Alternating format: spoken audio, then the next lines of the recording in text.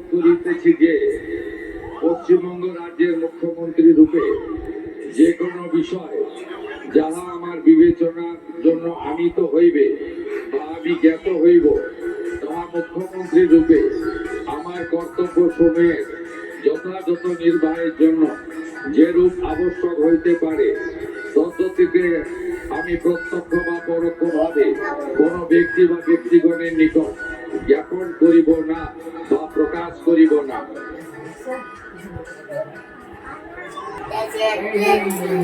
মমতা তো সে কথা রাখবেই না। কাগজপত্র সরকার লোকটার ভাগ্যটা খুব ভালো রে।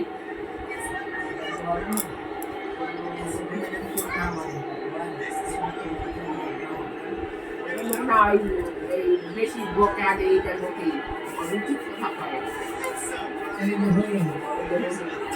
আগে বৌদি ছিল আগে ভাই আগে হাজির করতে